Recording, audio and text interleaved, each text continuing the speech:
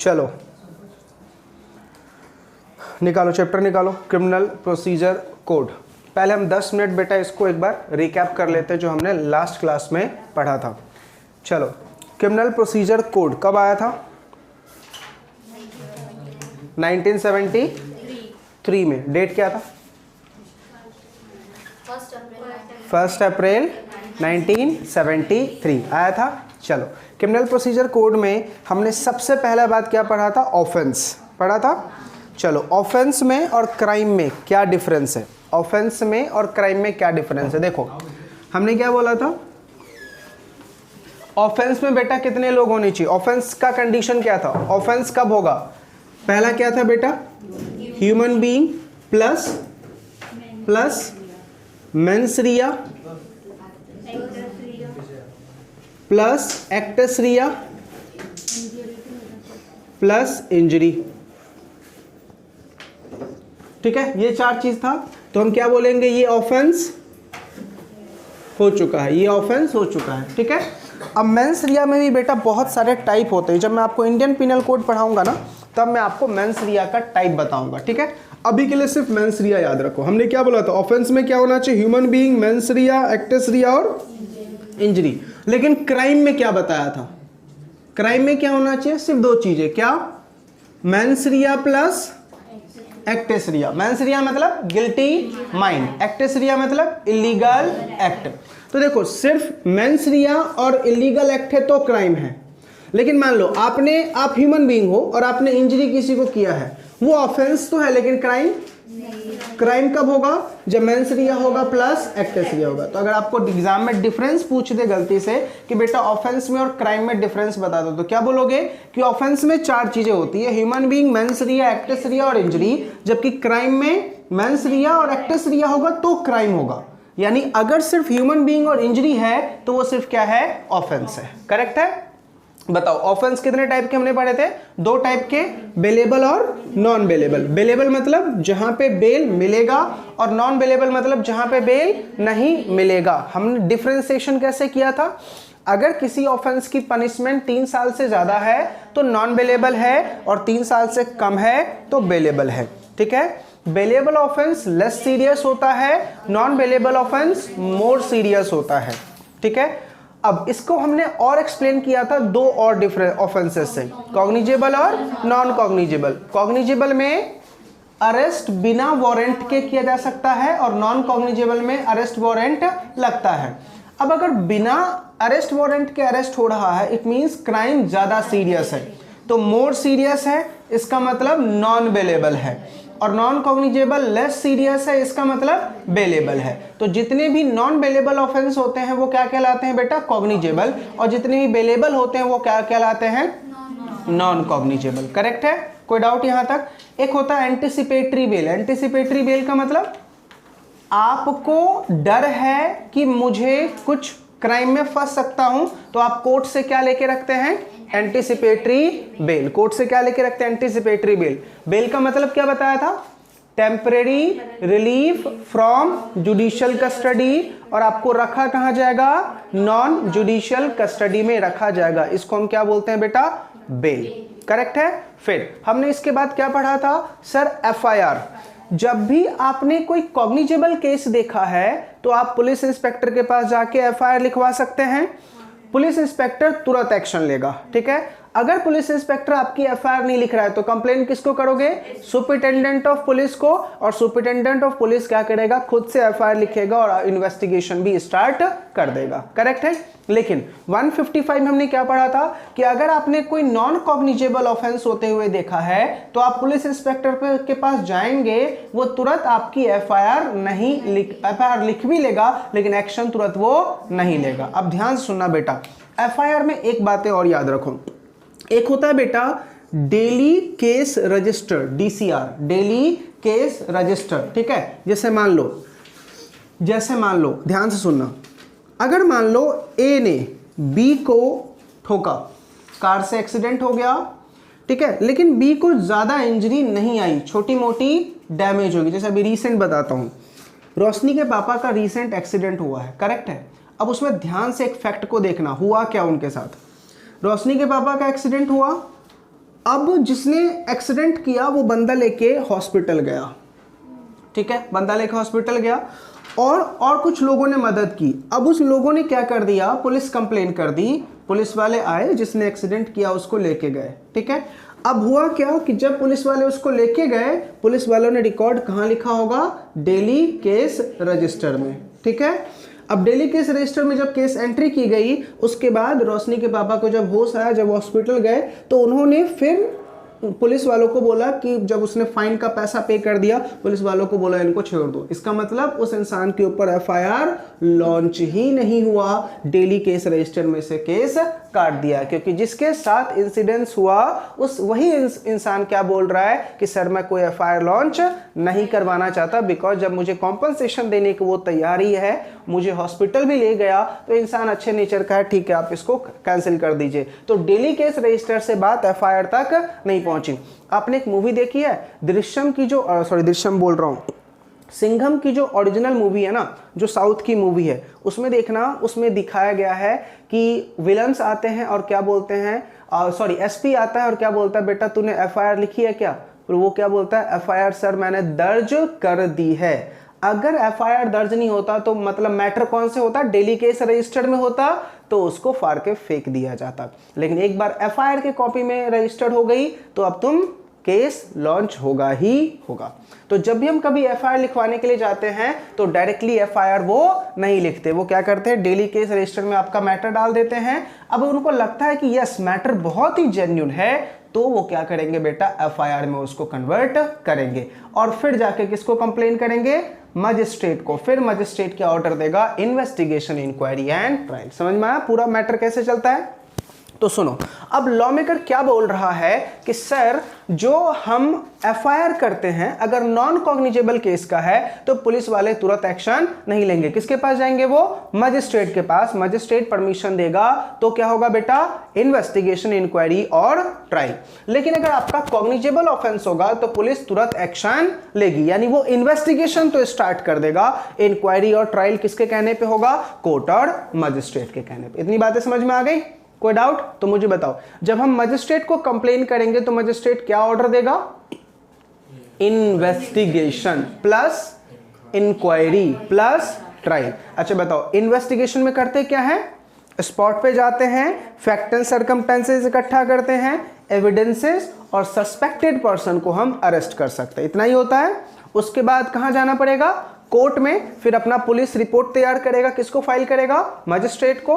Magistrate उस report के behalf पे क्या देगा, ऑर्डर, इंक्वायरी का। अब इंक्वायरी में क्या होगा, जिसके ऊपर तुमने शक जताया है उसकी पूरी इंस्पेक्शन की जाएगी, इन्वेस्टिगेशन होगा, उससे पूछताछ किए जाएंगे, और जब पूरा डाउट श्योर हो जाता है तो क्या होता है बेटा, ट्रायल। यहीं तक हमने किया था। फिर हमने दो बातें पढ़ी थी, सम्मन केस और वारंट केस। सम्मन केस कौन सा केस होता है, एक ऐसा केस जहां पे फाइन सिर्फ कितना लगने वाला है, 2000 रुपए का। आपके मॉड्यूल में कितना लिखा हुआ है, 200 रुपए, और जेल कितना है बेटा, मैक्सिमम 2 साल का। लाइफ इंप्रिजनमेंट नहीं है, डेथ नहीं है, तो हम क्या बोलेंगे, इट्स अ सम्मन केस। और वारंट केस में क्या होगा, 2 साल से ज्यादा होगा तो क्या कहलाएगा, वो वारंट केस। क्लियर है। चलो अभी हम मोस्ट इंपोर्टेंट टॉपिक बेटा समझ रहे हैं, सेक्शन नंबर 41। आज का टॉपिक बेटा शुरू कर रहा हूं, that is called arrest. Section 41 निकाल लो सारे बच्चे, है आपके नोट्स में, अरेस्ट ऑफ पर्सन करके लिखा होगा, है सेक्शन 41, ठीक है। समझो, इतनी सारी बातें लाइफ में याद रखो, अरेस्ट ऑफ पर्सन। अब देखो, ये अगर मैं सेक्शन पूरा बात करूं ना बेटा, तो ये सेक्शन 41 से शुरू होता है और 48 पे जाके खत्म होता है, जहां पे अरेस्ट करने की पावर बहुत लोगों को दी गई है। अरेस्ट करने की पावर बहुत लोगों को दी गई है, ठीक है। लेकिन हमारे एग्जाम में सबसे ज्यादा जो सेक्शन आता है वो 41 वाला आता है, ठीक है। आपने एक मूवी देखी है सलमान खान की, वो जो जिसमें आयशा टाकिया थी, कौन सी थी, वांटेड। वांटेड मूवी देखी है। और आपने कभी कभी ऐसा देखा होगा कि सड़क पे, हाईवेज के ऊपर, सड़क के ऊपर, और कभी जो लोकल सिटी की सड़क होती है उसके ऊपर आपने देखा होगा पुलिस की वैन खड़ी होती है जिसमें खाकी ड्रेस वाले होते हैं। एक तो वाइट ड्रेस वाले जिसको हम ट्रैफिक पुलिस बोलते हैं, एक है बेटा खाकी ड्रेस वाले। आपने देखा होगा कभी कभी खाकी ड्रेस वाले भी बाइक रोक के चेक कर रहे होते हैं। क्या चेक कर रहे होते हैं, ड्राइविंग लाइसेंस नहीं, ये बाइक तेरी है या नहीं, बाइक के ऊपर जो गुड्स लोड है तो कहीं चोरी करके तो नहीं ला रहा, ठीक है, शकल से चोर तो नहीं दिख रहे तुम, कहीं बाइक किसी की उड़ा के तो नहीं लाए हो। आ रही ये बातें समझ में? आपने देखा होगा जो ये वर्दी खाकी ड्रेस वाले होते हैं सब बाइक को नहीं रोकते हैं, जिसपे उनको डाउट होता है। अब ऐसा कब होता है? दो तरीके से। अगर तुम्हारा ड्रेसअप सही नहीं होगा तो समझ जाएगा वो कुछ तो झोल है, और अगर तुम्हारी बाइक बहुत पुरानी होगी, ठीक है, तो इन दो केसेस में वो क्या करता है? रोक के जरूर पूछेगा। और अगर मान लो बाइक सही सलामत भी है लेकिन बाइक का मेंटेनेंस सही नहीं है, बहुत गंदा है, ठीक है, तो भी वो रोकेंगे और पूछेंगे जरूर कि आपकी ये बाइक है, आरसी बुक दिखाओ, ये दिखाओ, वो दिखाओ। जहाँ पे क्या होता है, कुछ लोग आजकल इंश्योरेंस करवाते ही नहीं है, बस बाइक की कॉपी तो दिखी, क्या नहीं दिखा? इंश्योरेंस। और वो छोड़ने वाले नहीं है, वो फाइन पक्का लेके रहेंगे। खाकी ड्रेस वाले होते तो 100-200 में मान जाते, सॉरी व्हाइट ड्रेस वाले होते तो 100-200 में मान जाते, वो नहीं मानने वाले, वो आपका चालान बना के ही रहेंगे पूरा पूरा, ठीक है। चलो, अब अरेस्ट में बेटा दो बातें हैं, ठीक है। एक होता है प्रिवेंटिव अरेस्ट, एक क्या होता है बेटा? Preventive arrest. इसका मतलब क्या है? कांड करने से पहले, ठीक है। और एक होता है आफ्टर क्राइम। एक क्या होता है बेटा? After crime. तो एक होता है अरेस्ट बेटा, अरेस्ट करने से पहले, क्राइम करने से पहले, और एक होता है आपका आफ्टर क्राइम, ठीक है। अब मान लो पुलिस वाले को शक है कि अनिकेत जो है कुछ क्राइम कर सकता है, ठीक है, पुलिस आई और सीधा अनिकेत को अरेस्ट करके ले जाएगी। इसको बोलते हैं प्रिवेंटिव अरेस्ट, क्राइम करने से पहले, क्राइम करने से पहले। और ये वाला जो अरेस्ट होगा उसमें उसने क्राइम कर चुका है, अब उसको क्या किया जाएगा? अरेस्ट, ठीक है। अब आपसे एक सवाल है, सर प्रिवेंटिव अरेस्ट में क्या पुलिस इंस्पेक्टर के पास राइट है कि वो इन्वेस्टिगेशन स्टार्ट कर देगा? सिर्फ अरेस्ट करके रख रहा है, ठीक है। और हाँ, लॉ मेकर ने क्या बोला? प्रिवेंटिव अरेस्ट है, इसका मतलब कोई ना कोई कॉग्निजेबल ऑफेंस ही होगा, कोई ना कोई कॉग्निजेबल ऑफेंस ही होगा, तभी तो हमने प्रिवेंटिव अरेस्ट किया है। अगर मान लो अनिकेत आज परनीत को मारने वाला, मारो ना भाई, थप्पड़ मारने वाला चलेगा, ठीक है, लेकिन अगर मर्डर करने वाला है तो नॉन कॉग्निजेबल है, सॉरी कॉग्निजेबल है, तो वहां पे प्रिवेंटिव अरेस्ट पॉसिबल है। लेकिन ऐसे ही मान लो 2-3 लगाने वाला, ठीक है, चलेगा, वो नॉन कॉग्निजेबल ऑफेंस है, तो वहां पे डायरेक्ट इन्वेस्टिगेशन नहीं होगा, किसकी परमिशन लेनी पड़ेगी? मैजिस्ट्रेट की। लेकिन आफ्टर क्राइम में मुझे बताओ, तुमने क्राइम कर दिया, मर्डर करके भाग रहे हो, अब investigation on the spot, investigation on the spot, ठीक है। अब देखोगे तो इसका लिस्ट बेटा बहुत बड़ा है, जितना सिंपल मैं लिखवा रहा हूं उतना सिंपल लिख लो, बहुत ही अच्छे से याद रहेगा, ठीक है। चलो वहीं पे कहीं पे डाल देना पेज पे। हम बात कर रहे हैं बेटा प्रिवेंटिव अरेस्ट। प्रिवेंटिव अरेस्ट में 3 बातें देखनी है। सबसे पहले ये क्या होगा बेटा? बिफोर क्राइम होगा, वहीं पे लिखो, छोटा सा पॉइंट है, ज्यादा नहीं लिखवाऊंगा, जो साइड का पेज बचा हुआ है ना 1/4 वाला, उसी में लिखो। देखो मैं क्या बोल रहा हूं, प्रिवेंटिव अरेस्ट कैसे होता है बेटा? Before crime. ध्यान से, अब आप बोलोगे अमित सर ये प्रिवेंटिव अरेस्ट करेगा कौन? याद रखना, ओनली पुलिस इंस्पेक्टर। कौन कर सकता है? Only police inspector. तो ये एग्जाम में आपको पूछता है बेटा कि प्रिवेंटिव अरेस्ट कौन करेगा? ओनली कौन करेगा बेटा? पुलिस करेगा। ओनली कौन करेगा? पुलिस, ठीक है। और पुलिस अरेस्ट करने के बाद कहां लेके जाएगा? सिंपल सी बात है, कोर्ट में। कहां लेके जाएगा बेटा? कोर्ट में। बताओ, प्रिवेंटिव अरेस्ट याद हो गया? प्रिवेंटिव अरेस्ट में सिर्फ 3 बातें अपन को याद रखनी है। क्या याद रखना है? कि बिफोर क्राइम करने से पहले होता है, पुलिस वाले कर सकते हैं, और हमें as soon as possible, mostly next day हमें कहां लेके चले जाएंगे? वो कोर्ट में लेके चले जाएंगे। करेक्ट है। अब देखो लॉ मेकर क्या बोल रहा है? कोर्ट में लेके जाएंगे, इसका मतलब कोर्ट के ऑर्डर का वेट करेंगे, तभी क्या स्टार्ट करेंगे? वो इन्वेस्टिगेशन। याद आ रही कुछ बातें? पक्का? चलिए, अब यहां पे क्या होगा बेटा? अब इसको नॉन प्रिवेंटिव अरेस्ट भी बोल सकते हो, non preventive arrest. Non preventive arrest कब होगा बेटा? After crime. अब एक बात मुझे बताओ, आफ्टर क्राइम है और नॉन प्रिवेंटिव अरेस्ट, ऑब्वियसली सी बात है, केस कौन सा होगा? कॉग्निजेबल। तो अब मैं आपको बता रहा हूं कौन कौन से ऐसे केसेस हैं जहां पे नॉन प्रिवेंटिव अरेस्ट होता है। वहां पे मैंने बहुत डिटेल में लिखा है। अब जो यहां पे वर्ड में लिखूंगा ना, बस उस वर्ड को वहां पे अंडरलाइन कर लेना, ठीक है, कौन कौन से केस में क्या होता है बेटा, नॉन प्रिवेंटिव अरेस्ट होता है। तो पहला पॉइंट बेटा कॉग्निजेबल ऑफेंस, कॉग्निजेबल ऑफेंस, ठीक है। दूसरा प्रोक्लेम्ड ऑफेंडर, प्रोक्लेम्ड ऑफेंडर, इसका मतलब समझते हो, क्राइम करके भागा हुआ इंसान।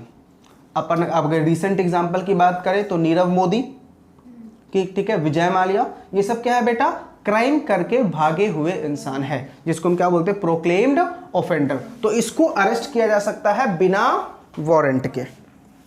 नेक्स्ट तीसरा, आप आर्म्स एंड एमिशन लेके भाग रहे हो बेटा, आर्म्स एंड एमिशन लेके भाग, मतलब आपके पास बंदूक दिख गई जिसका कोई लाइसेंस आपके पास नहीं था, ठीक है। अच्छा, जया पूछ रहे अमित सर एक छोटा सा डाउट पूछूं, मान लो जया बोल रही कि सर मान लो मैं मिलिट्री ऑफिसर, ठीक है, और मेरा कोर्ट मार्शल हुआ है या फिर मेरा सर्विस खत्म, और मैं वहां पे अपना जो भी मुझे मिलिट्री की तरफ से गन मिला था वो गन अगर मैं सरेंडर करके ना आऊं और मैं गन लेके आ जाऊं, तो क्या मुझे भी अरेस्ट किया जा सकता है? Answer is yes, answer is yes, क्योंकि आपके पास भी क्या है, आर्म्स है, और वो आर्म्स किसकी है बेटा, सेंट्रल गवर्नमेंट की प्रोवाइड की गई है। आपका जॉब खत्म, आपको वहां पे क्या करके आना चाहिए था, सरेंडर करके आना चाहिए था, आपने नहीं किया, आपको भी अरेस्ट कर सकता है कौन, पुलिस इंस्पेक्टर आपको भी अरेस्ट कर सकता है, याद रहेगा। चलिए थर्ड पॉइंट हो गया। फोर्थ पॉइंट है बेटा हाउस ब्रेकिंग, देखो कहीं पे लिखा होगा हाउस ब्रेकिंग, समझते हो हाउस ब्रेकिंग क्या होता है? क्या? घर लूटना, घर के अंदर फोर्सफुली एंटर करना, आपके घर में फोर्सफुली एंटर करना, इसको हम क्या बोलते हैं, हाउस ब्रेकिंग। मान लो महिमा का बर्थडे था, ठीक है, परनीत को ये पॉइंट बुलाया भी नहीं, फिर भी नलायक आया केक खाने को, जबरदस्ती एंटर किया, बोला ना मैं तो खा के ही जाऊंगा कुछ भी हो जाए भाई, अंदर घुसा पूरा का पूरा केक लेके भाग गया। करेक्ट है, देखा जाए तो हाउस ब्रेकिंग भी हुआ और ऊपर से तुमने क्या कर दिया, ऑफेंस भी कर दिया भाई, ठीक है। फोर्थ समझ में आ गया, इसको हम क्या बोलते हैं बेटा, हाउस ब्रेकिंग। फिफ्थ लिखो ऑब्स्ट्रक्ट पुलिस ऑफिसर, तुम ऑब्स्ट्रक्ट कर रहे हो पुलिस ऑफिसर को उसका काम करने में, उसकी ड्यूटी करने में, तो क्या कर सकता है, तुम्हें वो प्रिवेंटिव नॉन प्रिवेंटिव अरेस्ट कर सकता है, करेक्ट है। दूसरा next request, requisition from other police station. मान लो मैं अंधेरी से कोई क्राइम करके गया, ठीक है, और बोरीवली में जाके छिप गया, तो अंधेरी पुलिस किसको कॉल करेगी, बोरीवली वाली को, कि सर मिस्टर अमित नाम के पर्सन ने पल प्लाजा में क्राइम किया और वो आपके एरिया में दिखा, आप उसको क्या कर लीजिए, पकड़ लीजिए। तो इसको भी हम क्या वो पकड़ेगा? यस, आपने ऐसा देखा है क्राइम पेट्रोल वगैरह में ऐसा दिखाते हैं कि एक बंदा एक स्टेट में क्राइम करता है, दूसरे स्टेट में भाग जाता है, तो यहाँ की स्टेट वहाँ की पुलिस को कॉल करती है और क्या बोलती है, आप हमें कॉपरेशन दीजिए और उस पर्सन को पकड़िए। इसको हम क्या बोलते हैं बेटा, requisition from other police. Next breach of order bye released convict. आपको पता है, आपने मूवीज वगैरह में ऐसा देखा होगा कि जब भी किसी को जेल से रिहा करते हैं तो जिस टाइम वो जेल में आता है उस टाइम जितने भी सामान वो अपने साथ लेके आता है सब उसको वापस किया जाता है, और फिर वहां पे देखा होगा उसको एक गाइडेंस नोट मिलता है कि बेटा दोबारा ऐसा नहीं होना चाहिए और ये रूल्स तुझे फॉलो करने हैं, और अगर तूने उस रूल को फॉलो नहीं किया तो क्या कर लेंगे वो, दोबारा अरेस्ट। याद रहेगा, सिंपल बात है, याद रहेगी। चलो फटाफट इसको रट्टा मार लो सीधा, बहुत बार क्वेश्चन पूछा, एज इट इज पूछ लेगा बेटा, बताइए ऐसा कौन कौन सा ग्राउंड है जहां पे अरेस्ट वारंट विदाउट अरेस्ट किया जा सकता है, ठीक है। तो चलो बताओ कितने टाइप के अरेस्ट बोलो, प्रिवेंटिव और नॉन प्रिवेंटिव। प्रिवेंटिव कब होता है, क्राइम करने से पहले, ओनली कौन कर सकता है, पुलिस इंस्पेक्टर, कहां लेके जाएगा बेटा, कोर्ट में, ठीक है। नॉन प्रिवेंटिव अरेस्ट भी कौन करेगा, पुलिस इंस्पेक्टर ही करेगा, लेकिन कौन कौन से केसेस में, कॉग्निजेबल केसेस में, proclaimed offender, arms, house breaking, obstruction the police officer on duty, requisition from other police station and breach of order by the released convict. In total कितने case हो गए, 7 केसेस। इन 7 cases में आपको arrest किया जा सकता है बिना वारंट के, आपको अरेस्ट किया जा सकता है बिना वारंट के, करेक्ट है। आगे थोड़ी देर बाद मैं पढ़ाऊंगा सर्च वारंट, थोड़ी देर पढ़ाऊंगा सर्च वारंट। दो टाइप के वारंट होते हैं बेटा, एक होता है अरेस्ट वारंट जहां पे आपको उठाने के लिए आ रहा है वो, और एक होता है सर्च वारंट, आपको उठाएगा नहीं, सिर्फ आपके घर की क्या करेगा वो, ठीक है। चलो मैं अब यहीं पे डील करता हूं, आगे आपको दिख जाएगा आपके नोट्स में, हम यहीं पे डील करते हैं बेटा क्या, सर्च वारंट। आपने मूवीज वगैरह में बहुत बार ऐसा देखा होगा, है ना, सर्च वारंट। जब भी कोई बड़ा इंसान होता है उसके घर पे पुलिस वाला पहुंचता है तो सबसे पहले वो क्या पूछता है, भाई तेरे पास सर्च वारंट है क्या। अब सवाल ये उठा कि सर्च वारंट इशू कब होता है, सर्च वारंट इशू कब होता है, तो जब बेटा कोर्ट को इस बात का डाउट हो जाता है कि तेरे पास ये चीज मुझे मिलेगी, तेरे पास ये चीज मुझे मिलेगी, तो हम क्या इशू कर देते हैं, सर्च वारंट, ठीक है। कोर्ट को क्या हो रहा है, डाउट हो रहा है कि तेरे पास ये चीज मुझे मिलेगी। अच्छा मुझे बताओ कोर्ट को ये डाउट कब हुआ होगा, जब उन्होंने इंक्वायरी किया होगा। इन्वेस्टिगेशन के बाद क्या होती है, इंक्वायरी। तो जब इंक्वायरी किया होगा पुलिस वाले ने, तो इंक्वायरी का रिपोर्ट किसको फाइल किया होगा, कोर्ट को, और कोर्ट को डाउट हो रहा है कि यस तेरे पास ये चीज मुझे दिखेगा, तो क्या होगा, सर्च वारंट। दूसरा कब होता है बेटा सर्च वारंट, मान लो मैं किसी मर्डर केस में फंसा, ठीक है, तो मेरा सबसे पहले क्या हुआ होगा, इन्वेस्टिगेशन, इंक्वायरी। अब मेरे पे डाउट हो गया तो मुझे कहां लेके जाया गया होगा, ट्रायल में, करेक्ट है। अब जब ट्रायल में गया ना मैं, तो ट्रायल में मैंने ये बोला कि सर मैंने मर्डर किया है, ये मैं कबूल करता हूं, लेकिन मेरे साथ मर्डर में इन्वॉल्व अनिकेत भी था। अगर आपको ज्यादा डाउट है तो आप अनिकेत का घर जाकर सर्च करो, उसके सेकंड फ्लोर के सेकंड अलमारी में देखना, बंदूक आपको दिखेगी उधर ही। ये बात मैंने कब बताई, क्या इन्वेस्टिगेशन में पता चला, नहीं ना, इंक्वायरी में पता चला, नहीं ना, जब मेरा ट्रायल हो रहा था तो मुझे याद आया कि भाई हम तो डूबे हैं सनम, आपको भी लेके डूबेंगे, करेक्ट है। तो मैंने किसका नाम ले दिया, अनिकेत का, और अनिकेत के घर में अब क्या होगा, सर्च होगा। सर्च करने टाइम में अगर रिवॉल्वर मिला तो Aniket is a guilt person, नहीं मिला तो खत्म, बच जाएगा वो, समझा। तो जब कोर्ट को ऐसा कब हुआ, ट्रायल में विक्टिम कबूल कर रहा है कि मेरे साथ ये पर्सन भी इन्वॉल्व है, आप इसके घर पे जाके देखो, अगर वहां पे दिख गया तो ये गिल्टी है, अदरवाइज ये गिल्टी नहीं है, याद रहेगा। तो दो केसेस, कब हमने बोला, पहला केस कोर्ट को डाउट हो रहा है कि भाई इसके पास वो असेट हो सकती है, और दूसरा केस ट्रायल में किसी विक्टिम ने कबूल किया और बोला ये चीज यहाँ पे दिखेगी, तो वहां पे भी क्या होगा बेटा, सर्च होगा। मतलब नहीं दिखा बंदूक, तो जिसके यहाँ पे हो रहा था सर्च वारंट, तो वो रिटर्न वो कर सकता है, फाइल कर सकता है। बेटा याद करो, टॉर्ट क्या बताया था, जो भी पुलिस वाले कर रहे हैं वो सोवरेन फंक्शन में कर रहे हैं।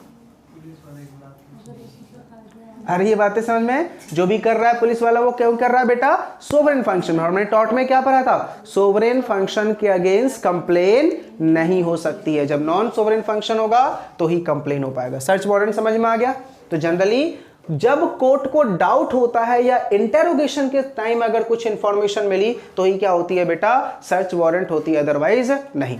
अच्छा एक बात बताओ, तुम्हारे घर पे ब्लैक मनी है, क्या इस ब्लैक मनी को सर्च करने के लिए पुलिस वाले आ सकते हैं? यस, लेकिन ये परमिशन कहां से मिलनी चाहिए, इनकम टैक्स से, और कोर्ट का परमिशन होना चाहिए, तो ही क्या होगा बेटा, सर्च वारंट हो पाएगा, अदरवाइज पॉसिबल ही नहीं है। बताओ याद होगी सारी बातें। तो अरेस्ट ऑफ पर्सन और सर्च वारंट समझ में आ गया। चलो तो ये टॉपिक हमारा बेटा खत्म हो गया। अब आपके नोट्स में देखो 2-3 बातें और लिखी होगी, है ना, एक मिनट रुकना। अब वो छोटी छोटी बातें 1 मिनट में समझा देता हूं क्या क्या है वो।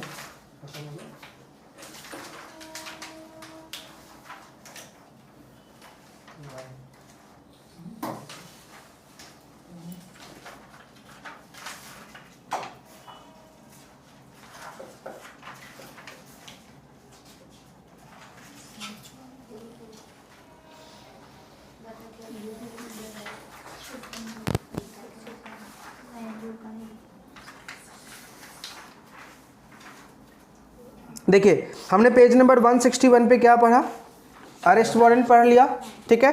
उसके बाद देखो सेक्शन नंबर 42 आपको दिख रहा है, सेक्शन 42। मान लो आप बेटा रात में कहीं से आ रहे थे, मूवी वगैरह देख के आ रहे थे, पुलिस का नाकाबंदी लगा हुआ था, वहां पे आपसे पूछा गया बेटा अपना आधार कार्ड दिखा, अपना पैन कार्ड दिखा, या अगर तू आधार कार्ड दिखा रहे हो तो समझ जाएंगे कि तुम इंडियन हो, और अगर पासपोर्ट दिखा रहे हो तो तुम फिरंगी हो, फिर तुमसे पूछा जाएगा भाई रहते कहाँ हो, तो अगर तुमने अपना नाम, एड्रेस, ये सब चीज़ गलत बताया तो भी पुलिस इंस्पेक्टर के पास राइट है कि वो तुम्हें अरेस्ट कर सकता है। तो ये यूजलेस सेक्शन है, बट फिर भी बस एक लाइन में याद रखना कि सर अगर हम क्या गलत बताते हैं, नाम एड्रेस गलत बताते हैं तो हमें क्या किया जा सकता है, अरेस्ट किया जा सकता है। मुझे याद है बेटा, मेरा बुआ का लड़का था, तो छोटा था, मतलब 4 या 5-6 साल का होगा, तो हमारे बिहार स्टेट में उस टाइम कर्फ्यू लगा हुआ था, ठीक है। तो कर्फ्यू में 144 सेक्शन लगा हुआ था, तो 144 में हम घर से बाहर निकल नहीं सकते, तो वो घर से बाहर निकला था, तो पुलिस वालों ने उसको पकड़ लिया। 5 साल का था, उससे पूछा घर कहाँ है, तो बोलता घर में। घर कहाँ है, तो बोलता है घर में, ठीक। ऑब्वियसली सी बात है, 5 साल के बच्चे को क्या आइडिया होगा कि घर कहाँ है, तो सीधा बोलता है घर में, ठीक है। और एक इंसिडेंस बेटा हम लोगों ने किया था, एक्चुअली इलेक्शन का टाइम चल रहा था और इलेक्शन हुआ था जस्ट दिवाली के बाद, ठीक है। तो इलेक्शन का टाइम चल रहा था, हम लोग गए, अपना दिवाली वाला पटाखा कुछ बचा हुआ था, छत पे 4-5 वो आलू बम आते हैं ना, वो फोड़ दिए हमने। पूरी पुलिस हमारे घर पे आ गई, पूरी की पूरी। एक तो बाजू वाले स्कूल में इलेक्शन चल रहा था, कांस्टेबल वगैरह सब आए ही थे, सारे के सारे आ गए। तो मुझे और मेरे भाई को दोनों को वार्निंग दिया, सुधर जाओ, ठीक है, क्या फोड़ रहे हो तुम, अभी इलेक्शन का टाइम चल रहा है, तुम क्या फोड़ रहे हो पटाखे। तो मैंने बोला कि सर हम पटाखे फोड़ रहे हैं। तब मुझे अंकल थे जो मेरे एसपी थे, वो भी उस टाइम आए हुए थे, उन्होंने समझाया कि ये सब गलत है, ये सब ही उनको ऐसा लगेगा तू बम फोड़ रहा है। चलो, तो सेक्शन 42 बेटा समझ में आ गया, बहुत ही सिंपल सेक्शन है। क्या बोला कि हम अगर अपना नाम या एड्रेस या रेजिडेंस गलत बताते हैं तो भी हमें क्या, या फिर बताते ही नहीं है तो हमें क्या किया जा सकता है, अरेस्ट किया जा सकता है। Next, arrest by private person. Arrest by private person. अब इसमें एक बात समझना, मान लो आज आरिका क्लास से निकली, क्लास से जब निकली तो रास्ते में देखा कि एक बंदा जो है, मान लो वो अपना परिणीति था, एटीएम उखाड़ रहा है, पूरा का पूरा एटीएम का मशीन ही उखाड़ रहा है। एक बात मुझे बताओ, ये रॉबरी है या थेफ्ट है?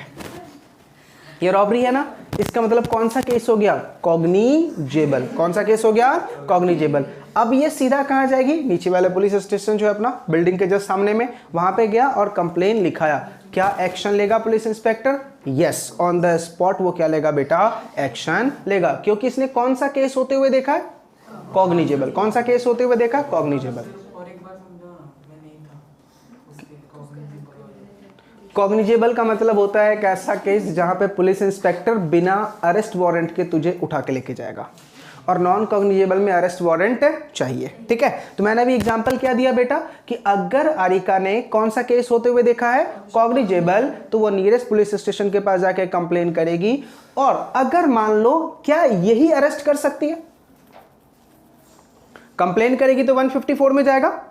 अब मान लो इसी को गुस्सा आ गया कि भाई तू एटीएम क्यों लूट रहा है, करेक्ट है, इसने अरेस्ट कर लिया, चलेगा, बोला यस चलेगा, और एज सुन एज पॉसिबल, ज्यादा लेट मत करो नहीं तो हो सकता है कांड हो जाए। टेक्स्ट समझ में आ रहा नहीं आ रहा, ज्यादा लेट मत करो, उसको लेके कहां चले जाओ, पुलिस स्टेशन में। पुलिस वाला कहां लेके जाएगा, ऐसा तब होगा जब नॉन कॉग्निजेबल होगा, अदरवाइज वो क्या शुरू कर देगा, इन्वेस्टिगेशन। आ रही बातें समझ में? तो अब सवाल ये उठा कि क्या सर एक प्राइवेट पर्सन अरेस्ट कर सकता है, बोला यस, प्राइवेट पर्सन अरेस्ट कर सकता है, याद रहेगा।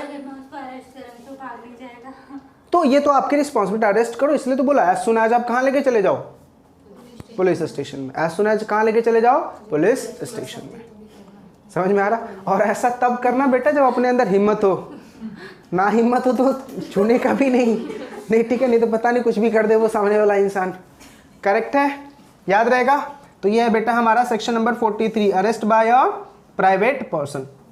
अच्छा सुनो, मान लो एक केस चल रहा है, ठीक है, अनिकेत के ऊपर एक केस चल रहा है। अब अनिकेत विक्टिम है, कोर्ट में गया, अब कोर्ट में जज के सामने, जज का हथौड़ा लेता है, जज को ही मारता है। जज के सामने में जज का जो हथौड़ा होता है ना बेटा, वो लिया और जज को ही मारा।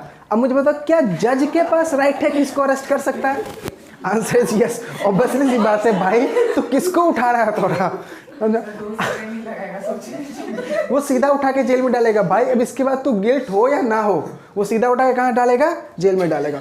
रिसेंटली कल मैंने बेटा एक साउथ इंडियन मूवी देखी थी, और वो उसमें साउथ इंडियन एक एक्ट्रेस है ना, ए से अनुपमा या कुछ ऐसे तो कुछ नाम है, वो उसने क्या किया था, एक अंकल को ठोका था स्कूटी से, तो अंकल को भी चोट लगी और अंकल के हाथ में जो डॉगी था उसको भी चोट लगा।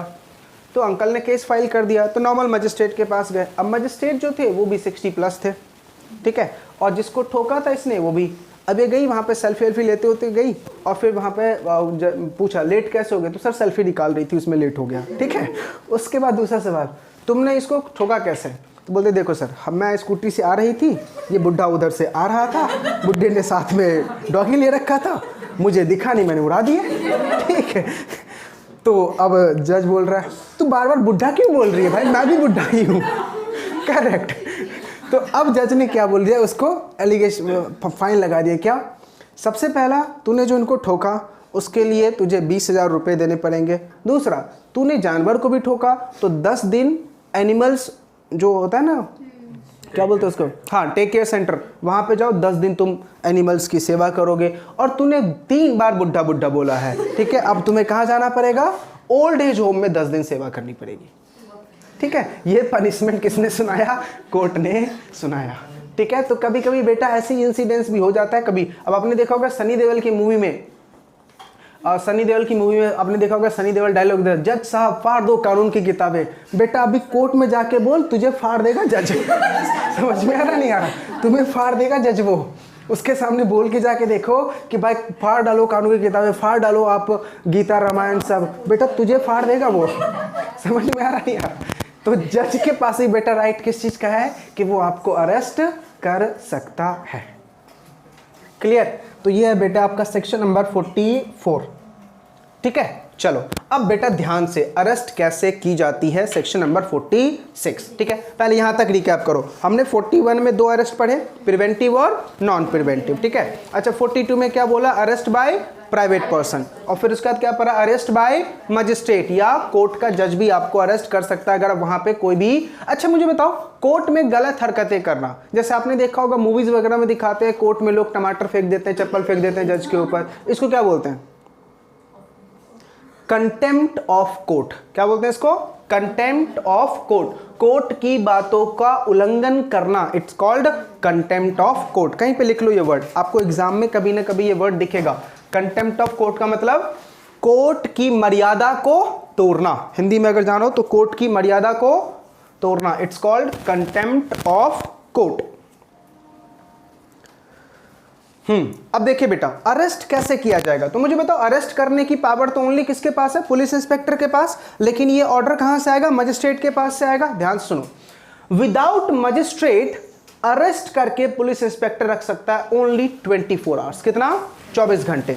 अगर मान लो मुझे किसी केस में पकड़ा गया है, पुलिस इंस्पेक्टर अरेस्ट करके अगर मुझे रखना भी चाहते, देखो अगर पकड़ा गया है तो मुझे कौन से केस में पुलिस इंस्पेक्टर ने बिना कॉग्निजेबल में, अब वो मुझे जेल में रख सकता है, लेकिन अगर नॉन कॉग्निजेबल होगा तो मजिस्ट्रेट से पूछना पड़ेगा।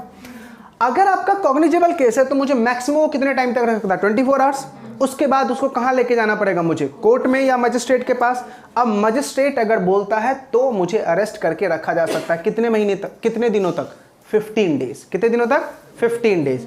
अच्छा 15 डेज में भी मेरी जुबान आप नहीं खुलवा पाते हो, मुझसे कुछ उगलवा नहीं पाते हो, तो मजिस्ट्रेट इसको एक्सटेंड करके कितना कर सकता है, 60 डेज। आपने देखा होगा ना कि कोर्ट में पुलिस वाले जाते हैं और जज से बोलते हैं, जज साहब हमें इनकी कस्टडी एक्सटेंड कर दीजिए, हमें 7 डेज का और रिमांड दे दीजिए, 8 डेज का और रिमांड दे दीजिए। क्यों? क्योंकि हम जो भी करेंगे वो तो हम जेल में ही पूछ सकते हैं। और आपको इतना पता होना चाहिए, जेल में जो भी आपका इंटरोगेशन होता है उसकी क्या होती है बेटा, रिकॉर्डिंग्स होती है। क्यों? कभी कभी क्या होता है कि पुलिस वाले जानबूझ के क्या कर देते हैं, आपसे जबरदस्ती कोई चीज कबूल करवा लेते हैं। तो कोर्ट उसको क्या देखना चाहता है कि भाई तुमने जो इंटरोगेशन किए हैं वो फोर्सफुली है या नॉन फोर्सफुली है। आ रही है बातें समझ में? इसलिए बोला जाता है कि पुलिस के सामने दिया गया जो आपने बोला है वो कभी भी सबूत नहीं माना जाता। अगर वही चीज तुम किसके सामने बोल दो, जज के सामने बोल दो, कोर्ट के सामने, now it is a evidence, तब वो सबूत है। पुलिस के सामने दिया गया जो भी आप अपना कबूल करते हो वो सब चीज कोई रिपोर्ट नहीं माना जाता, एविडेंस है ही नहीं वो। क्योंकि पुलिस वाले क्या करते हैं बेटा, फोर्सफुली, हो सकता है ना भाई किसी बड़े लोगों से पैसा ले लिया और आपसे फोर्सफुली क्या करवा लिया, कांड उगलवा लिए। आपने देखा होगा रिसेंटली हमारे कंट्री में बहुत सारे पुलिस इंस्पेक्टर को डिस्चार्ज किया गया इसी गलत हरकतों की वजह से।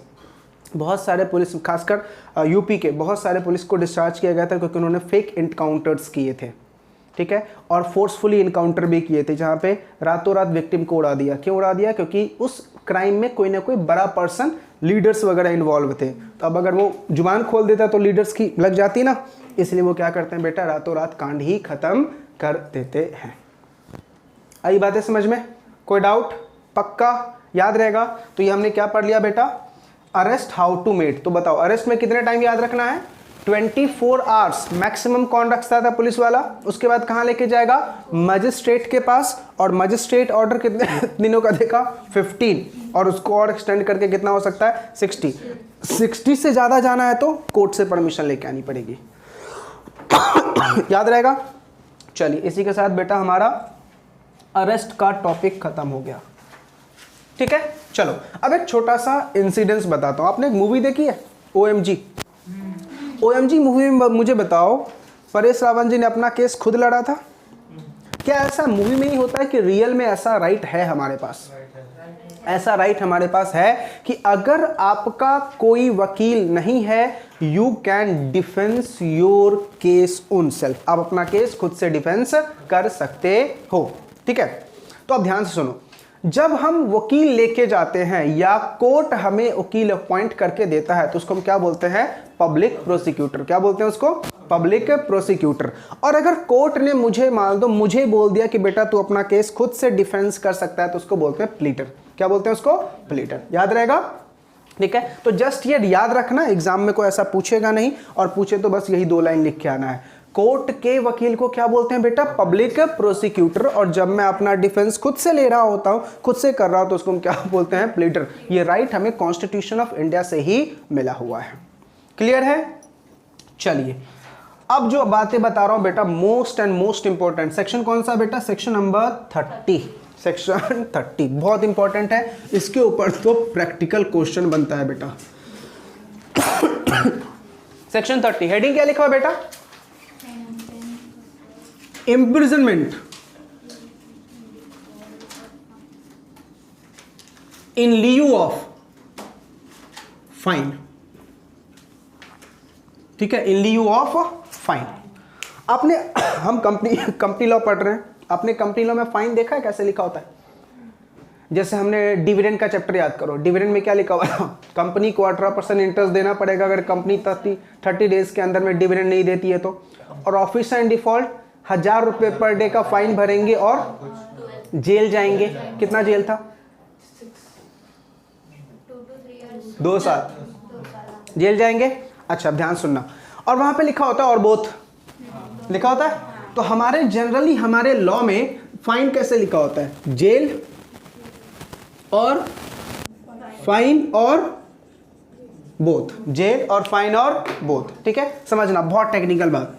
मान लो अनिकेत ने भी ऐसे कांड किए, अनिकेत को ऊपर फाइन लगा 10,000 का और जेल हुआ 1 साल का या 6 महीने का। जेल कितने महीने का? 6 महीने का। और क्या बोला? बोथ। ठीक है, अब अनिकेत क्या बोल रहा है? सर मैं जेल जाने को तो तैयार हूं, फाइन मेरे पास है नहीं, मैं कहां से दूं फाइन?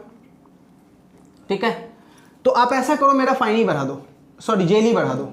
ठीक है, तो लॉ मेकर क्या बोलता है कि अगर तू फाइन पे करने के लायक नहीं है या फाइन नहीं है तो जेल क्या हो जाएगा?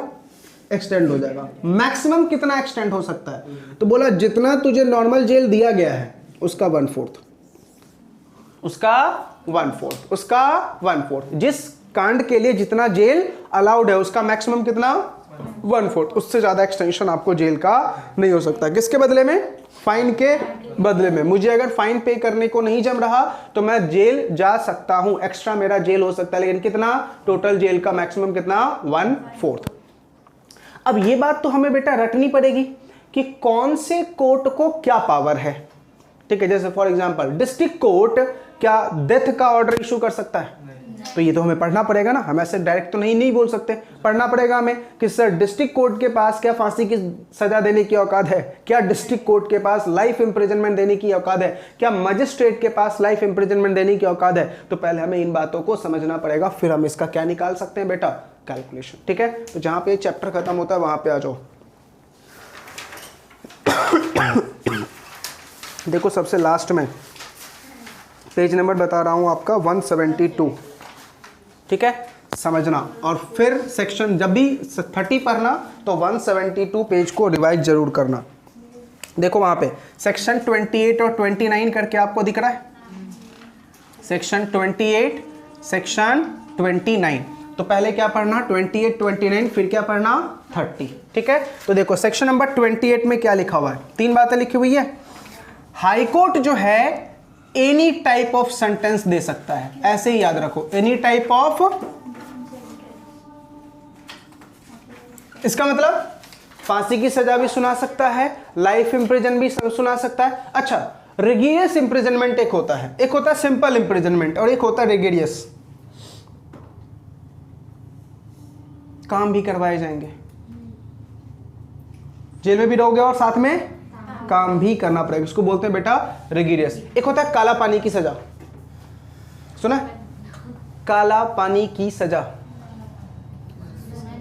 पहले बचपन में हम जब सुनते थे, जैसा आप लोग भी बोल रहे हो ना सर काले पानी में, मुझे लगता था गटर में डाला जाएगा। ऐसा नहीं है बेटा, काला पानी सजा का मतलब तुम्हें काल कोठरी में रखा जाएगा, वहां पे उजाला बिल्कुल भी नहीं होगा, थोड़ा सा भी उजाला वहां पे नहीं होगा, समझा। चलिए, तो सेक्शन नंबर 28 में हमने क्या पढ़ा बेटा, हाई कोर्ट के पास किसी भी टाइप का है, उसके बाद सेशन जज और एडिशनल सेशन जज, इनके पास क्या है कि ये किसी भी टाइप का सेंटेंस तो दे सकते हैं, किसी भी टाइप का सेंटेंस दे सकते हैं, लेकिन एक्सेप्ट क्या नहीं दे सकते, बोला डेथ नहीं दे सकते, यानी ये फांसी की सजा नहीं सुना सकते, ये फांसी की सजा नहीं सुना सकते। ठीक है, याद होगी 2 बातें, रट्टा मारो सीधा। पहले हाई कोर्ट किसी भी टाइप का, किसी भी टाइप का मतलब लाइफ इंप्रिजनमेंट, डेथ और फांसी, कुछ भी दे सकता है, लेकिन ये सेशन जज और एडिशनल सेशन जज किसी भी टाइप का सजा दे सकता है, लाइफ इंप्रिजनमेंट दे सकता है, लेकिन क्या डेथ सुना सकता है, नहीं, डेथ नहीं सुना सकता। अब इसमें एक बात और, एडिशनल सेशन जज, ठीक है, सॉरी असिस्टेंट सेशन जज, वो क्या था बेटा, एडिशनल असिस्टेंट सेशन जज क्या सुना सकता है बेटा, मैक्सिमम 10 साल तक की जेल सकता है, मैक्सिमम 10 साल तक की क्या दे सकता है बेटा, जेल। याद हो गया 3 बातें, हाई कोर्ट किसी भी टाइप का, उसके बाद सेशन जज और एडिशनल सेशन जज क्या दे सकता है, किसी भी टाइप का, सिर्फ डेथ नहीं दे सकता, और असिस्टेंट सेशन जज सिर्फ 10 साल तक का जेल मैक्सिमम दे सकता है। याद हो गया, ये है सेक्शन नंबर 28। अब आ जाओ सेक्शन नंबर 29, ये क्या बोलता है। अब देखो यहां पे सबसे पहला है चीफ जुडिशियल मजिस्ट्रेट, मैक्सिमम कितने साल का जेल दे सकता है, 7 ईयर्स का, मैक्सिमम कितने साल का जेल दे सकता है बेटा, 7 ईयर्स का। उसके बाद मजिस्ट्रेट ऑफ फर्स्ट क्लास, ये सारा नाम ऐसे ही याद रखना पड़ेगा, मजिस्ट्रेट ऑफ फर्स्ट क्लास कितने साल का मैक्सिमम जेल दे सकता है बेटा, 3 साल का जेल दे सकता है, और ये फाइन लगा सकता है कितने का, 10,000 तक का, और बोथ भी कर सकता है, करेक्ट है। उसके बाद नेक्स्ट क्या है बेटा, मजिस्ट्रेट ऑफ सेकेंड क्लास, ये क्या कर सकता है, 1 साल तक का जेल दे सकता है, 1 साल तक का क्या दे सकता है, जेल, और फाइन कितना लगा सकता है, 5,000 रुपए का, और बोथ 1 साल तक का जेल, फाइन कितना लगा सकता है, 5,000 रुपए तक का, और बोथ। अच्छा, लास्ट में देखो क्या लिखा हुआ है, chief metropolitan magistrate, chief metropolitan magistrate, ये जो है जिस टाइप की सजा चीफ जुडिशियल मजिस्ट्रेट दे सकता है, मजिस्ट्रेट ऑफ फर्स्ट क्लास दे सकता है, मजिस्ट्रेट ऑफ सेकंड क्लास दे सकता है, उसी टाइप की सजा चीफ मेट्रोपोलियन मजिस्ट्रेट भी दे सकता है। क्लियर है, याद रहेगा। अब देखो पहले आपने क्या पढ़ा, 28 29, अब क्या पढ़ो 30। जेल की, फाइन की जगह पे अगर आपको जेल हो रहा है तो मैक्सिमम कितना होगा, 1/4 of total imprisonment, 1/4 of total imprisonment, उससे ज्यादा जेल आपको एक्स्ट्रा अलाउड नहीं होगा। ठीक है, चलो रट्टा मारो। 28 में हाई कोर्ट किसी भी टाइप का सजा दे सकता है। अच्छा, सेशन जज और असिस्टेंट सेशन, एडिशनल सेशन जज किसी भी टाइप का सिर्फ क्या नहीं दे सकता, डेथ नहीं दे सकता। अच्छा, असिस्टेंट सेशन जज 10 साल तक का जेल दे सकता है, फाइन इसको देना अलाउड ही नहीं है। अच्छा, चीफ जुडिशियल मजिस्ट्रेट 7 साल तक का जेल दे सकता है, मजिस्ट्रेट ऑफ फर्स्ट क्लास 3 साल तक का जेल, 10,000 का फाइन और बोथ, और मजिस्ट्रेट ऑफ सेकंड क्लास 1 साल तक का जेल और 5,000 का फाइन और बोथ। और चीफ मेट्रोपोलियन मजिस्ट्रेट जो है वो जो राइट इन तीनों का है वही राइट इसके पास भी होता है। करेक्ट है। चलो ध्यान से क्वेश्चन पूछ रहा हूं, आप मुझे बताना कि जेल कितना हो सकता है। ठीक है, मान लो मजिस्ट्रेट ऑफ फर्स्ट क्लास ने जेल फाइन लगाया 8,000 रुपीज का। क्या लगाया बेटा? फाइन। क्या वो लगा सकता है? हाँ सर, मैक्सिमम फाइन वो कितना लगा सकता? 10,000। और उसने जेल लगाया 3 साल का। जेल कितना लगाया बेटा? 3 साल का। ठीक है, अब वो विक्टिम क्या बोल रहा है? सर मेरे पास फाइन देने को नहीं है। ठीक है, तो मजिस्ट्रेट ऑफ फर्स्ट क्लास ने क्या बोला? ठीक है, तेरा जेल में 1 साल से और एक्सटेंड कर रहा हूं। तेरा जेल में 1 साल से और एक्सटेंड कर रहा हूं। उसका जेल कितना दे दिया? 4 साल दे दिया। विक्टिम क्या बोल रहा है? सर मेरे साथ गलत हुआ। बताओ क्या गलत हुआ उसके साथ? एक बात बता बेटा, जेल कितना है? 3 साल ना। 3 साल की बात करूं तो 36 मंथ है ना। 36 मंथ का अगर मैं 1/4 निकालूं तो कितना होना चाहिए? 9 मंथ। और तूने मुझे एक्स्ट्रा जेल कितना दिया है? 1 साल, जो गलत है ना, लॉ के अगेंस्ट है, तो 30 का वायलेशन कर रहे हो। आ रही है बात है? ऐसे एग्जाम में छोटे से क्वेश्चंस आते हैं। करेक्ट है। अच्छा मान लो इसी क्वेश्चन में ये बोल दे कि मजिस्ट्रेट ऑफ फर्स्ट क्लास ने मुझे 20,000 का फाइन लगाया। औकात है क्या इसकी? नहीं। सिर्फ कितनी है बेटा? 10,000। सिर्फ 10,000। आ रही है बातें समझ में या नहीं? तो इनकी पावर ही नहीं है बेटा। कितना लगा सकते हैं मैक्सिमम? ये 10,000। उससे ज्यादा तो लगा ही नहीं सकते। याद रहेगा? समझ में आया फाइन कैसे निकालना है? पक्का। तो चलो 3 सेक्शन याद हो गए। कौन कौन से? 28, 29 और 30। तो ये 4 सेक्शन बेटा आज जो हमने टॉपिक पढ़े उसमें 4 सेक्शन आपके लिए मोस्ट इंपोर्टेंट। कौन कौन से? 28, 29, 30 और 41 अरेस्ट वाला। और अरेस्ट में दोनों कौन कौन सी? प्रिवेंटिव अरेस्ट और नॉन प्रिवेंटिव अरेस्ट। बताओ प्रिवेंटिव अरेस्ट कौन करेगा? Police inspector. अच्छा नॉन प्रिवेंटिव भी कौन करेगा? Police inspector. अच्छा प्रिवेंटिव अरेस्ट में डायरेक्ट इन्वेस्टिगेशन शुरू करेगा?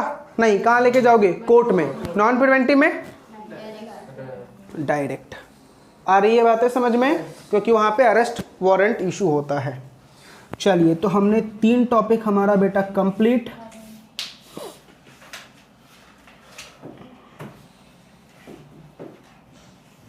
चलिए अब जो बातें बता रहा हूं बेटा बहुत ही ज्यादा इंपॉर्टेंट।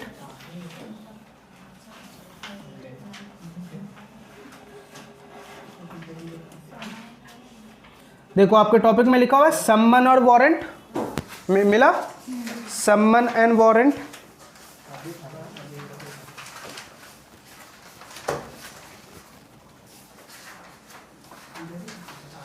चलो 2 टॉपिक हम बेटा पढ़ रहे हैं। क्या? सम्मन। सम्मन है बेटा अंडर सेक्शन 61। ठीक है, सबसे पहले समझो सम्मन का मतलब क्या होता है। सम्मन का मतलब होता है नोटिस। किसका नोटिस? कोर्ट का नोटिस। किसका नोटिस बेटा? कोर्ट का नोटिस आ रहा है, इसको हम क्या बोलते हैं? सम्मन। ठीक है। अच्छा सम्मन किसको दिया जाएगा? सम्मन किसको दिया जाएगा? पहले सम्मन कैसा होना चाहिए उस बात को समझो। लॉ मेकर क्या बोलता है बेटा? सम्मन हमेशा राइटिंग में होना चाहिए। किस में होना चाहिए? राइटिंग में होना चाहिए। अच्छा सम्मन किसको दिया जाता है? विटनेस को। किसको दिया जाता है बेटा? विटनेस को और एक्यूज को।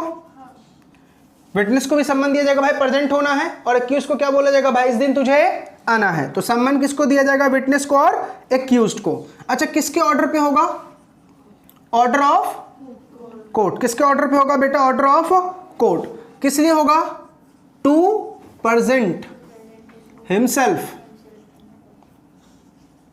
इन कोर्ट। ठीक है, इस बात की हमने सम्मन दी, ध्यान से याद रखना। सम्मन जो भी आएगा उसके ऊपर कोर्ट का सील लगा होना चाहिए। क्या लगा होना चाहिए? Seal of court. अगर नहीं लगा है तो इसका मतलब सम्मन गलत है। सम्मन गलत है, याद रहेगा। तो एग्जाम में आपको सीधा पूछ लेता है write down the essential element of सम्मन। तो एसेंशियल एलिमेंट क्या क्या है सम्मन के? जल्दी बताओ। राइटिंग में होना चाहिए, विटनेस को या एक्यूज्ड को दिया जाएगा। किस लिए? भाई तू प्रेजेंट होना है तुझे कहां पे? कोर्ट में। ऑर्डर किसका होता है? ये कोर्ट का। और उसके ऊपर क्या होना चाहिए? सील लगा होना चाहिए। तभी हम क्या बोलेंगे? सम्मन वैलिड है, अदरवाइज सम्मन वैलिड नहीं है। चलो ठीक है, हमने ये तो पढ़ लिया कि सम्मन का एसेंशियल एलिमेंट क्या है, लेकिन सम्मन को सर्व कैसे करें? सम्मन को सर्व कैसे करें, सर्व ऑफ सम्मन। सर्व का मतलब समझ गए ना, सम्मन पहुंचाना कैसे, कैसे आपको सम्मन दिया जाए। ठीक है, तो देखो सर्व ऑफ सम्मन की जो बात है वो बेटा सेक्शन 62 से लेके 66 में लिखा हुआ है। ठीक है, सेक्शन 62 से लेके 66 में मैंने सारे पॉइंट्स को एक साथ इकट्ठा करके ही लिख दिया है। ठीक है, क्या याद रखना है सेक्शन 62 से 66 में, आपको क्या याद रखना है, दैट इज मोस्ट इंपॉर्टेंट। तो आप इसको शॉर्ट नोट्स के फॉर्म में आप लिख सकते हो। सम्मन पहले बताओ किसको जाती है, एक्यूज्ड को और विटनेस को। सम्मन किसको जाती है बेटा, एक्यूज्ड को और विटनेस को। हमने क्या बोला, सम्मन जाएगा एक्यूज्ड को और विटनेस को। अच्छा ठीक है, सम्मन एक्यूज और विटनेस को जाएगा। तो मान लो एक्यूज नहीं है घर में, विटनेस भी नहीं है, तो किसको दिया जाए, तो लॉ मेकर ने क्या बोला, मेजर पर्सन को। किसको बेटा, जो भी आपके फैमिली में मेजर है वो मेल होना चाहिए प्लस फैमिली मेंबर। फीमेल को नहीं दिया जाएगा, ध्यान से, फीमेल को सम्मान नहीं दिया जाएगा। तब तक फीमेल को सम्मान नहीं दिया जाएगा जब तक कि वो खुद एक्यूज ना हो। अगर फीमेल ने कांड किए हैं तो ही उसको सम्मान मिलेगा, अगर फीमेल ने कांड नहीं किया है तो सम्मान फीमेल को नहीं दिया जाएगा। क्यों ऐसा लॉजिक, क्यों? सिंपल बेटा, कभी भी याद रखना, जब भी कोई केसेस होते हैं ना तो जनरली बेटा घर के, आपने देखा होगा ये मैन को कॉल किया जाता है, वुमेन को नहीं, क्योंकि वो ज़्यादा पैनिक बहुत जल्दी होंगी। समझ में आ रहा, पैनिक बहुत ही जल्दी होंगी। ठीक है, क्यों? क्योंकि उनका इमोशनल अटैचमेंट बहुत ज़्यादा होता है। इसलिए लॉ मेकर ने क्या बोला, नहीं, सिर्फ किसको देना आपको सम्मान, मेल को देना है। तब सम्मान आप फीमेल को दे सकते हो जब वो खुद एक्यूज्ड है, तो आप फीमेल को दो। ठीक है, तो देखो सम्मान में क्या याद रखना है, सबसे पहले सम्मान का एसेंशियल एलिमेंट, और सम्मान किसको जाएगा बेटा, एक्यूज्ड को या विटनेस को, मेजर, मेल या उसके फैमिली मेंबर। लेकिन फैमिली मेंबर में कौन नहीं होनी चाहिए, फीमेल नहीं होनी चाहिए। कब होगी फीमेल, जब वो खुद एक्यूज्ड है तो ही आप फीमेल को दे सकते हैं, अदरवाइज नहीं। अच्छा मुझे बताओ, मान लो कोई केस है, उसमें मेरा कोई गवर्नमेंट जो विटनेस है वो गवर्नमेंट एम्प्लॉय है, तो सम्मान किसको दूं? मेरा कोई केस चल रहा है, उसमें विटनेस जो है वो कौन है, गवर्नमेंट एम्प्लॉय है, तो सम्मान किसको दूं? उसी को देंगे, लेकिन उसका बॉस छुट्टी नहीं दे रहा। इसलिए लॉ मेकर क्या बोलता है कि बेटा एम्प्लॉय को तो दो ही दो, साथ में उसके बॉस को भी सम्मान भेजो, ताकि बॉस को पता तो चले कि कहाँ जा रहा है ये। समझ में आ रहा नहीं आ रहा? अदरवाइज छुट्टी क्यों देगा, वो तो बोलेगा भाई तू बहाना लगा रहा है। समझ में आ रहा है तो भाई? नहीं, आम एम्प्लॉय होता तो ठीक है, निकल जाओ, लेकिन है कौन तुम, गवर्नमेंट एम्प्लॉय। बेटा वजूद है तुम्हारी मार्केट में कुछ, तुम ऐसे नहीं बन सकते किसी का भी विटनेस। ठीक है, तो आपको नोटिस किसको देना पड़ता है बेटा, गवर्नमेंट को। अच्छा मुझे बताओ, कंपनी में सम्मान किसको जाएगा, कंपनी को कोई सम्मान भेजना है किसको, अपन लोग को, कंपनी सेक्रेटरी, हमारे पास ही आती है कोई भी सम्मान। और मुझे बताओ, कंपनी का केस लड़ने के लिए रिप्रेजेंटेटिव भी कौन जाएगा, हम ही जाएंगे। कोई कंपनी तो आर्टिफिशियल पर्सन है ना भाई, उसके बिहाफ पे लड़ने कौन जाएगा, हम। इसलिए बेटा पता है, जनरली इंडस्ट्री में ऐसा बोला जाता है कि अगर आप सीएस कर रहे हैं, साथ में एलएलबी की भी आपके पास डिग्री है, तो बेटा सोने पे सुहागा है। क्यों? क्योंकि कंपनी को एक ही इंसान में दो आत्माएं दिख गई, एक कंपनी सेक्रेटरी भी है और दूसरा क्या हो तुम, लॉयर भी हो। सैलरी बेटा तुरंत, प्रमोशन तुरंत मिल जाता है। क्यों? क्योंकि तुम्हारे पास, क्योंकि अब क्या नहीं होगा कि भाई अपन को मान लो मेरा कोई कंपनी का कोई केस चल रहा है, मैं उस कंपनी की कंपनी सेक्रेटरी, बाद में पता चला छोटी के पास डिग्री भी है, किसका, एलएलबी का। ठीक है भाई, हमारे केस को रिप्रेजेंट भी यही करेगी, हो गया।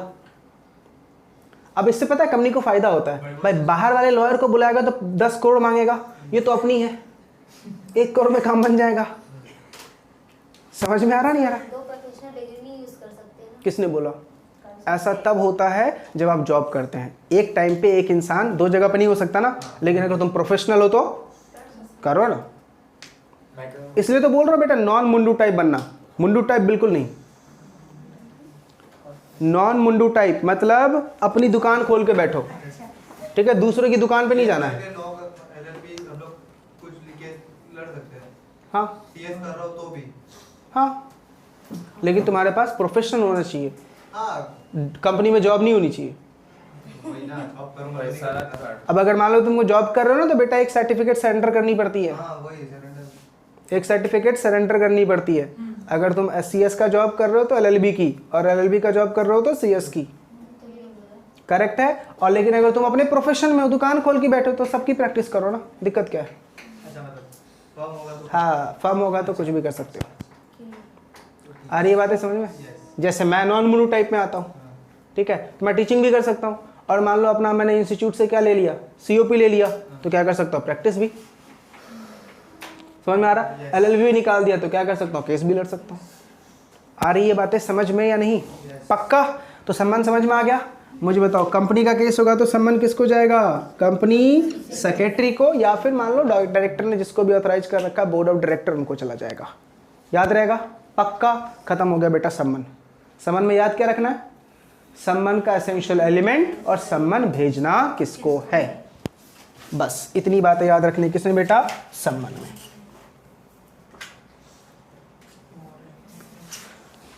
चलो एक बात बताओ, बस एक जेन्युइन छोटा सा क्वेश्चन पूछ रहा हूं। अरेस्ट वारंट में अभी बेटा एक होता है वारंट और एक होता है सम्मन। वारंट मतलब अरेस्ट वारंट या सर्च वारंट। आपसे एक सवाल है, क्या अरेस्ट वारंट में ये सारी चीजें होनी चाहिए?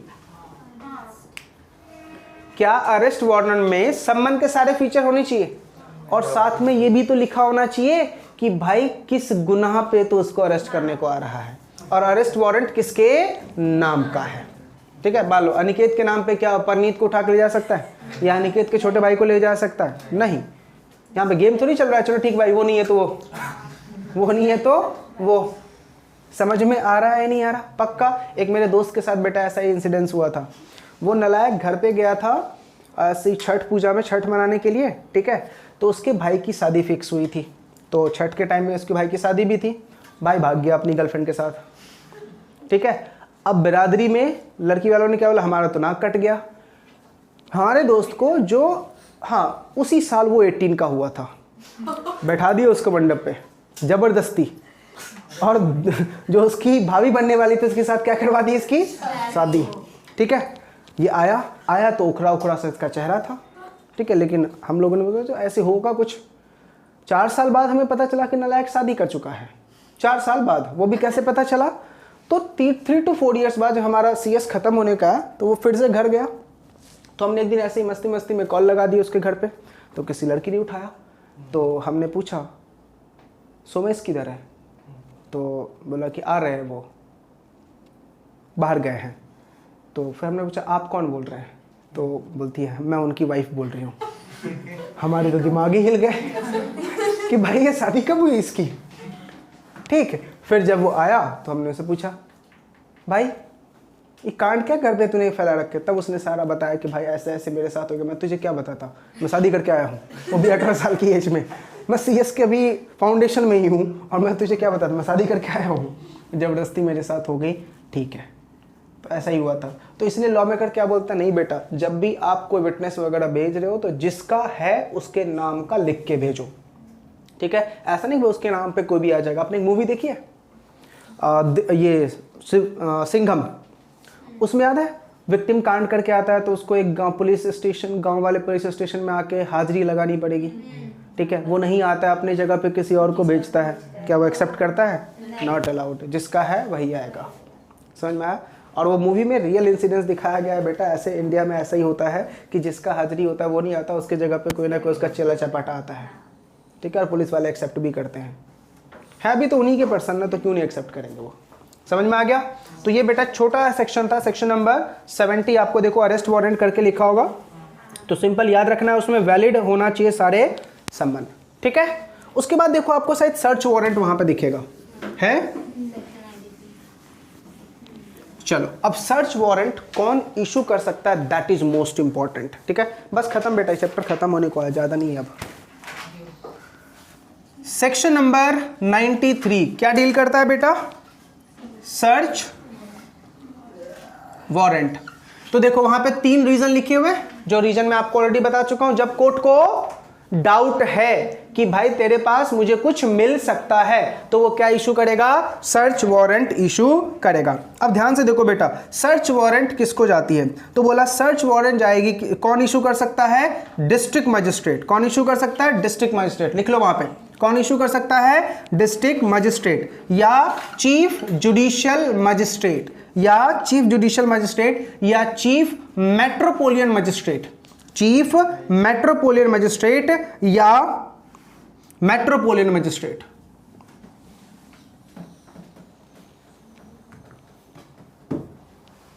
कभी कभी मुझे तो डिपार्टमेंट के लेयर ही समझ नहीं आते, बनाते ही क्यों हो?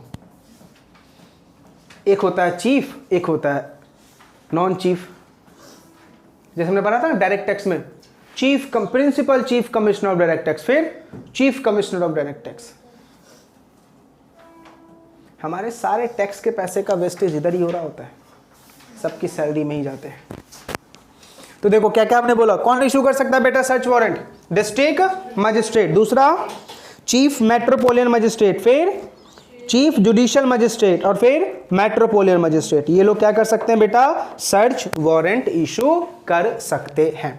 बस क्या याद रखना है सर्च वारंट में? दो बातें, कौन इशू कर सकता है और क्यों। ठीक है, क्यों मैंने लिख रखा है, तीन बातें वहां पे लिखी हुई है ना, जो मैंने ऑलरेडी आपको समझाया था अरेस्ट वारंट के टाइम में। क्लियर है? सिंपल। चलो, आप सबने देखा होगा कोरोना के टाइम में सेक्शन नंबर 144 लगाया गया था। क्या होता है वो? कर्फ्यू। क्या होता है वो? कर्फ्यू। जहां पे आपको घर से बाहर निकलना क्या होता है बेटा?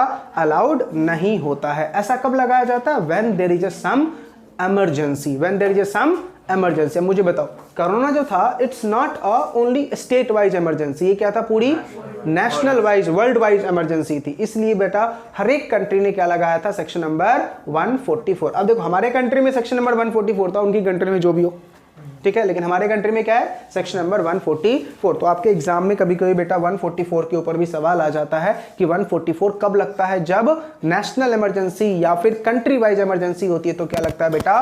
144। समझ में आया? आपने कभी सुना है कि प्रेसिडेंट का शासन लग गया? प्रेसिडेंट का शासन लग गया, ऐसा कब होता है? हाँ, राष्ट्रपति शासन जिसको हम बोलते हैं हिंदी में।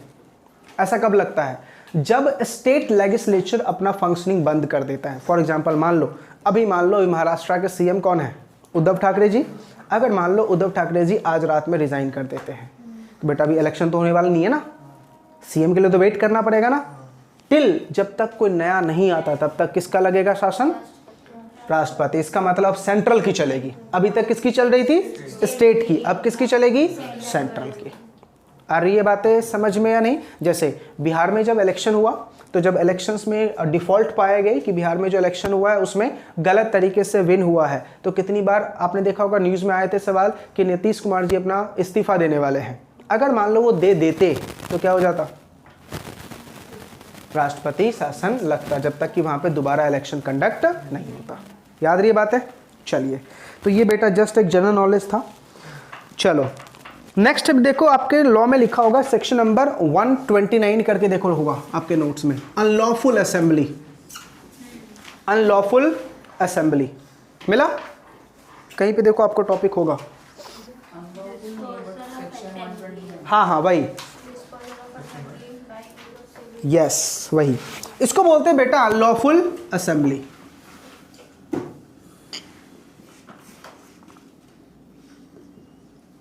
Unlawful assembly.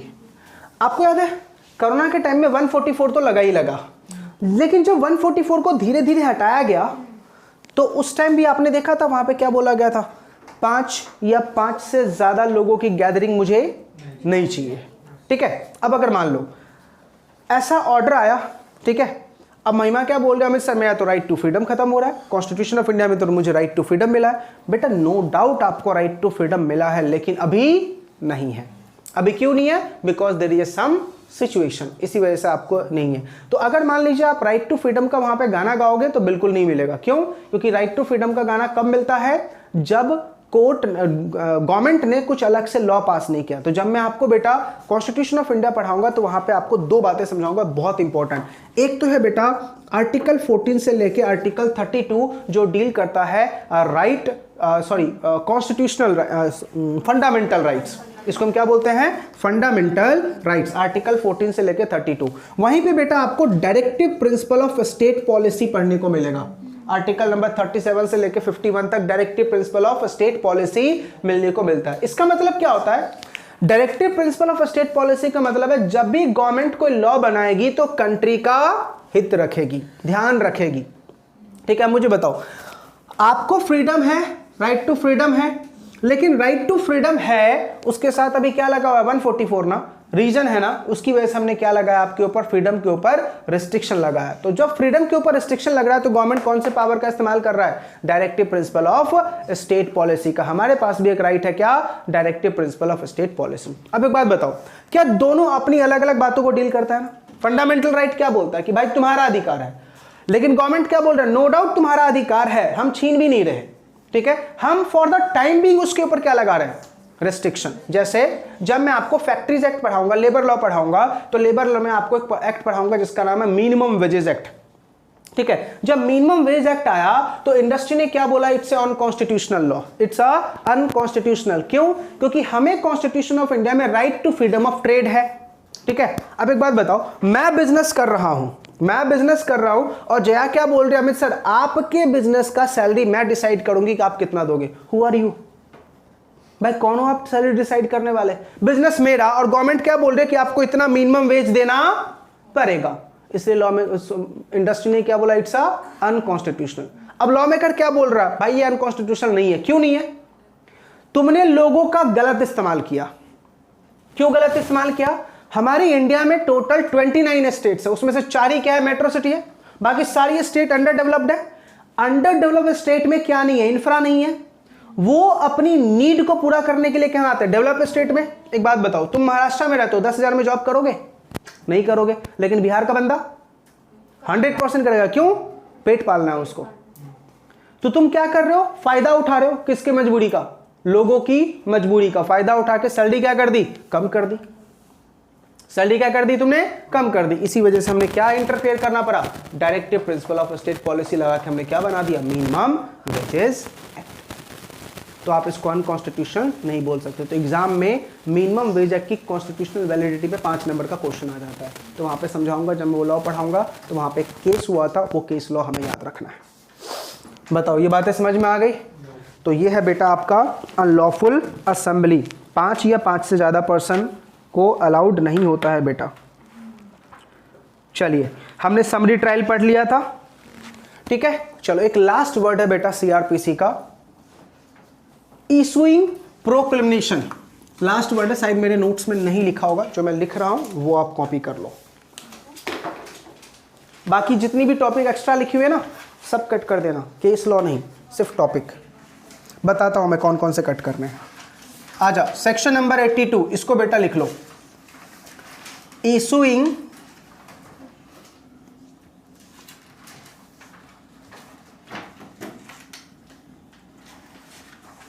Proclamation, issuing proclamation. ठीक है, देखो बेटा, सबसे पहले ये कौन इशू करेगा, तो कोर्ट इशू करेगा। किसको इशू करेगा, ऑफेंडर को इशू करेगा। कब, जब वो या तो छिप गया है या तो भाग गया है, प्लस उसको एटलीस्ट 30 डेज का टाइम देगा बेटा। एटलीस्ट कितने दिनों का टाइम देगा, 30 डेज का टाइम होगा। किस लिए, to present in court. Otherwise हम क्या कर देंगे, आपकी प्रॉपर्टी को सीज कर लेंगे और अदर एक्शन ले सकते हैं डीम्ड फिट। यह है बेटा सेक्शन नंबर 82। जैसे अपने एग्जाम्पल की बात करूं तो नीरव मोदी और विजय माल्या, ये लोग क्या किए, इंडिया में क्राइम किया, डिफॉल्ट किया, फ्रॉड किया और भाग गए। तो कोर्ट का क्या आएगा, ये कोर्ट की नज़र में क्या कहलाएंगे, ऑफेंडर। अब इनको क्या इशू किया जाएगा, ऑर्डर इशू किया जाएगा। हाइड हो गए या भाग गए तो एटलीस्ट 30 डेज का टाइम दिया जाएगा कि बेटा तुम लोग आ जाओ, नहीं आओगे तो मैं तुम्हारी प्रॉपर्टी सीज कर लूँगा या फिर और कोई एक्शन भी तुम्हारे पे ले सकता हूँ। इसको बोलते हैं बेटा इशूइंग प्रोक्लेमेशन। आप ऐसा देखना जनरली जो हमारा लोकल न्यूज़ होता है ना उसमें ज़्यादा से ज़्यादा ये छपते हैं, लोकल न्यूज़पेपर में आपको ज़्यादा ये छपते हैं। हर एक दिन कोई ना कोई ऐसा पर्सन होता है जो भागा हुआ होता है, याद रहेगा पक्का। चलो एक नॉर्मल सा क्वेश्चन पूछता हूँ, देखो आप अपना कॉमन सेंस कितना लगाते हो। क्रिमिनल प्रोसीजर कोड पे लिमिटेशन एक्ट लगेगा?